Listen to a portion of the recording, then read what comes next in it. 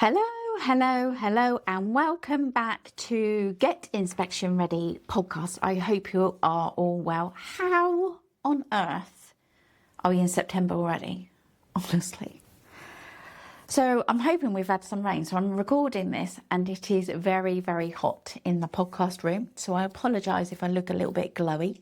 But I think we're due rain. Anyhow, this week, the episode that I'm going to record for you, which is going to come out in, I think it's the last week in August, if you're listening to this, is we're going to be talking about the changes that's going to happen in September the 1st, 2026. And there's an awful lot to take in. So I thought, I did a webinar on it and I thought, do you know what, I'm going to do a podcast on it. So there are lots of changes. So there's changes to the EYFS statutory framework. There's changes to the Ofsted early years inspection toolkit.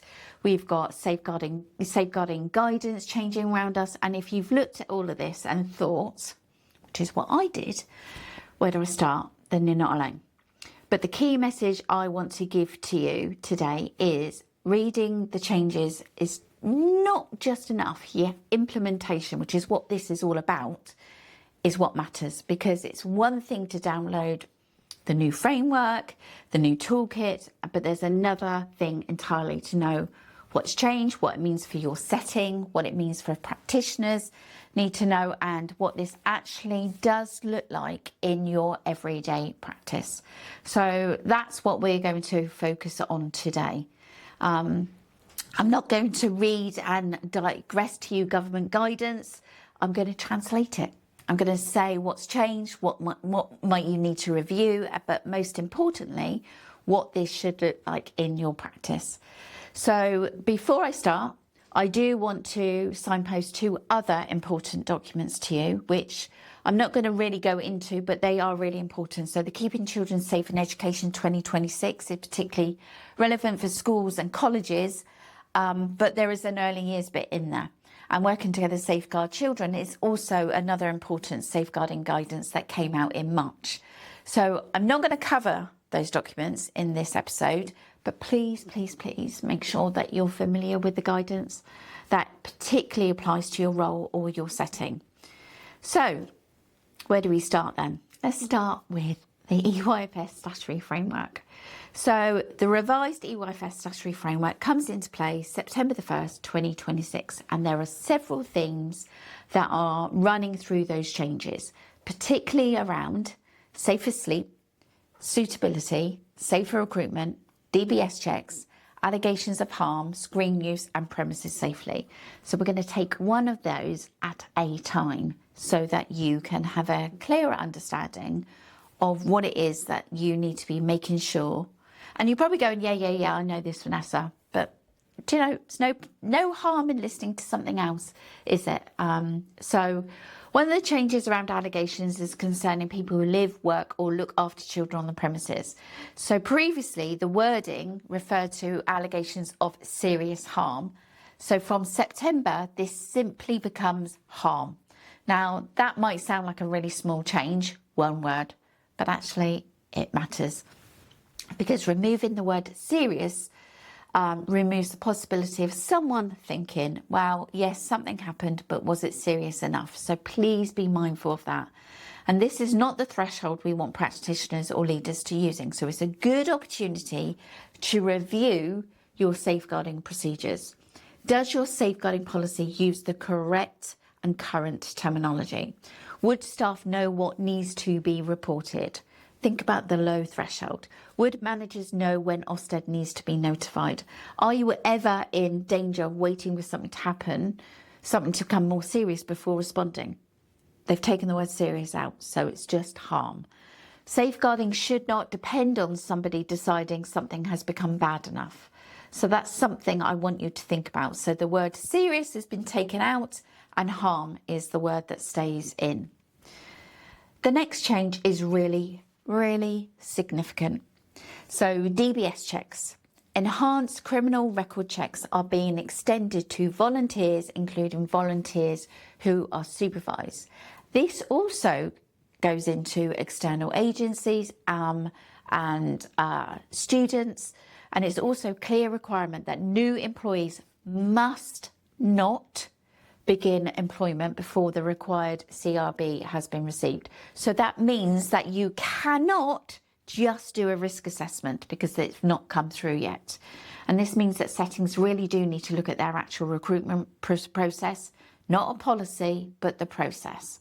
Their application, their interview, their references, their DBS, their suitability, their start date, their induction, your supervisions, who checks every stage, where is it recorded, how do you record it, who has the authority to say, no, this person cannot start yet. Because sometimes the weakness isn't about the policy, sometimes the weakness is the pressure of knowing that you need that staff member in the room. You're short staff, right? And you know that they're ready to start and this DBS is nearly here. And that's exactly where safer recruitment needs strong leadership. So if you've not reviewed your recruitment procedure recently, this is a really good time to do it. The next one is suitability, and there are also some changes around suitabilities. So providers need to make sure that staff and prospective staff understand that they must disclose information that could affect their suitability to work with children. And this is important because suitability is not something that happens once somebody joins your organisation. It is an ongoing responsibility. So think about your staff suitability declarations, your induction, your supervisions, your safeguarding policies, your staff handbook, your ongoing suitability process. And if your current process is basically saying, sign this once a year, please, I would really be asking whether that's enough.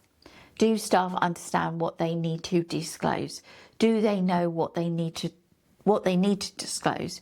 Do prospective staff understand that this before they even join you? And how do you as leaders and managers have oversight of this? And suitability should not be part of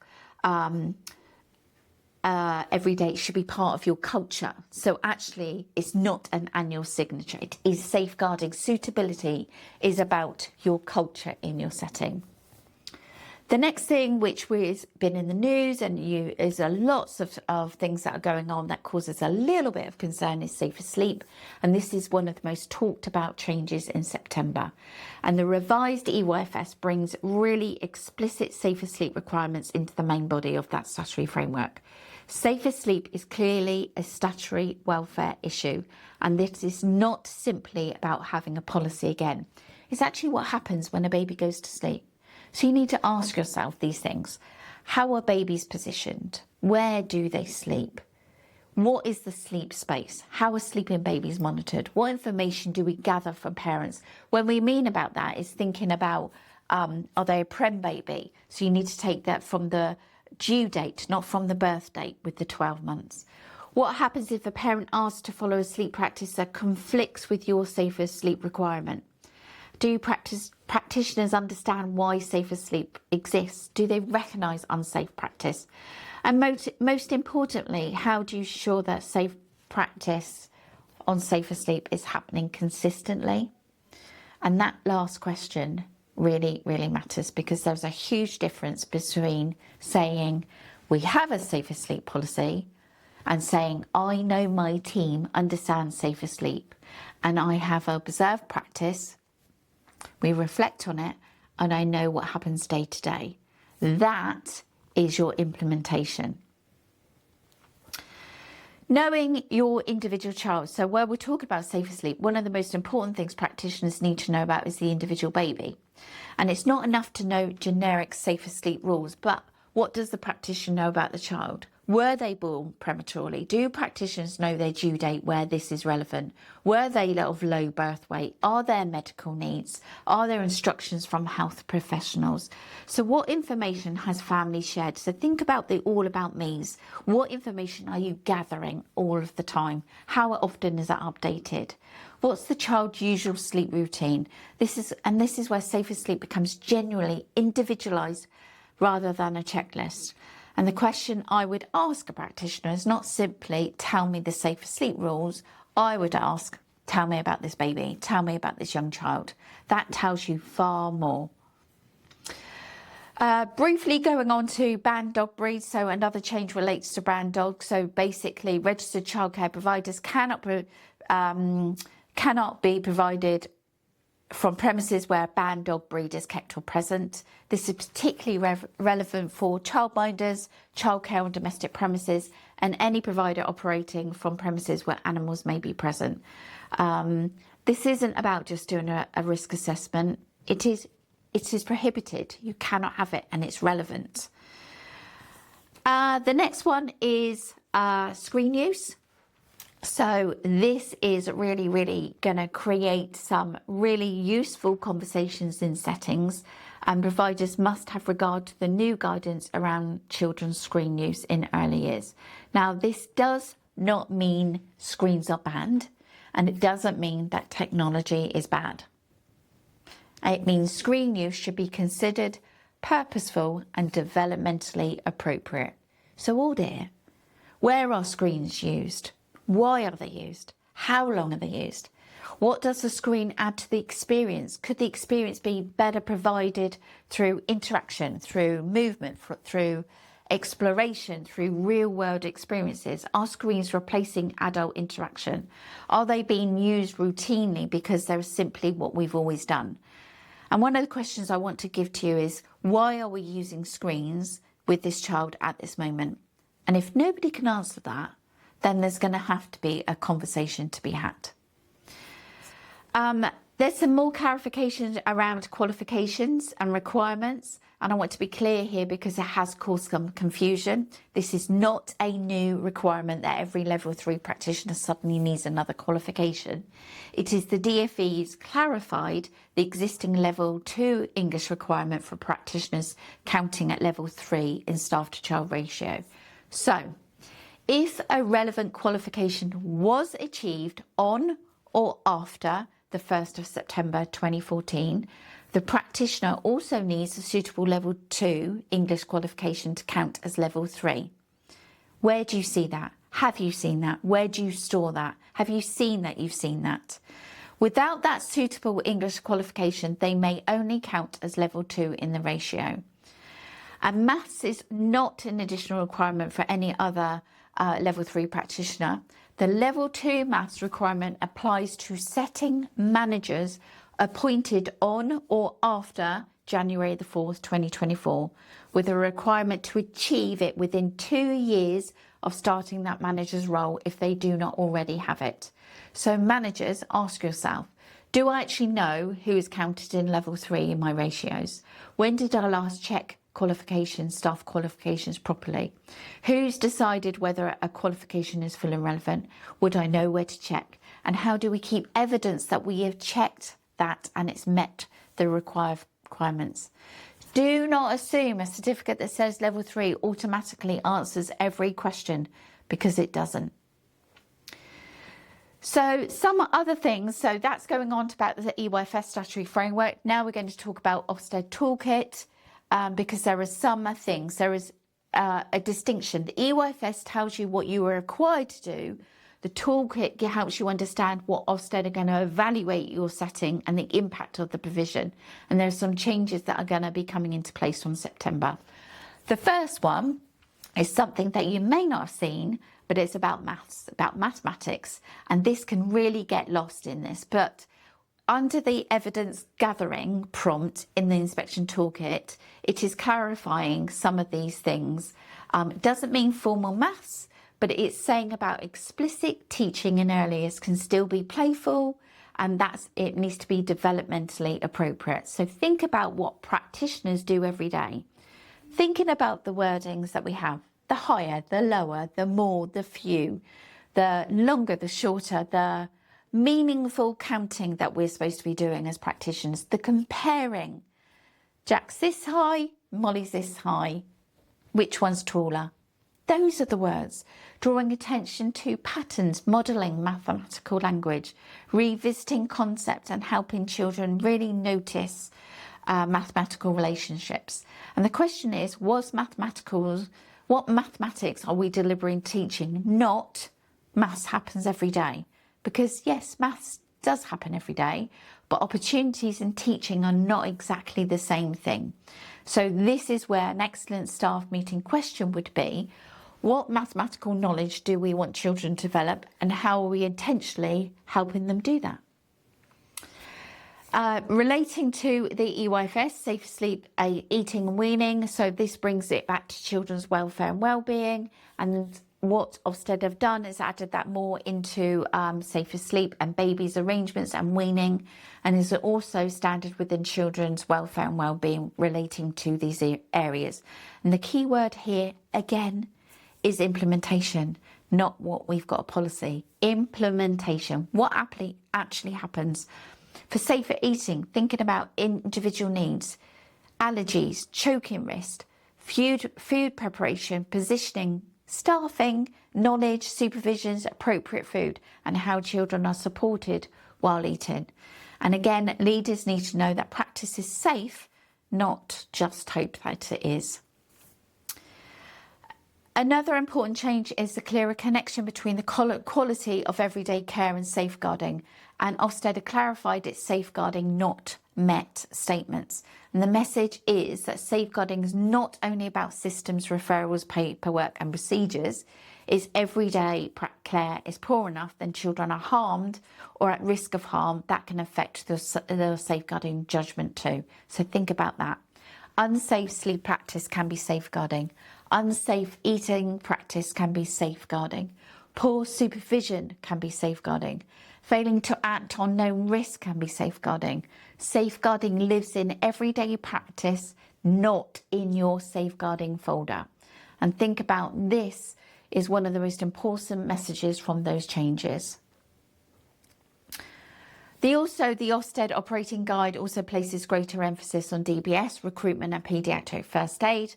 And your inspectors are going to be looking at your DBS records as a priority. So you do need to make sure that they're up to date. Your new staff members, how can you demonstrate that you check that these are completed at the right point? How do you establish suitability? How are volunteers managed? How do you obtain references? What happens if a DBS is not right? And for the paediatric first aid, who holds that qualification? Is there required cover available when children are present? What happens when staff go on breaks? What about outings? Are certificates current? Are they sitting with children when they are sat at lunch? Really, really important. The next one I want to talk to you about is inclusion, because this is more and more visible as inspections go on and on and on and through the inspection process. The inspector will speak to the person acting as SENCO and may speak to the managers. The one that they want to know is, are we gathering information concerning children with personal education plans, particularly where a PEP is in place for a looked after child? So it's not simply who's your SENCO, but the useful questions that they're going to answer them. What do they know? What influence do they have? How needs identified? What support is in place? How are parents involved? How do you work with other professionals? What difference is the support making? And the last question is fundamental, because inclusion is not about producing documentation. It is about reducing those barriers and improving children's experiences. Really, really important. Thinking about all those things that we've talked about through all of this podcast, there's quite a lot for you to be taken on board. I hope it helps. I hope we've put enough out on social media, in our newsletters, in our webinars, if you've attended our webinars, and now on the podcast, because basically what you were doing are adding impact. And when we've put all those changes together, what they're telling us is that you know your children, you know your staff, you know your practice, you know your responsibility, and more importantly, you know what you say happens is actually saying, and it's not just in a policy. Training is not often enough. It has to be implemented, and leadership oversight matters. So if you're listening to this and thinking, oh my God, where do I actually do now? Start small.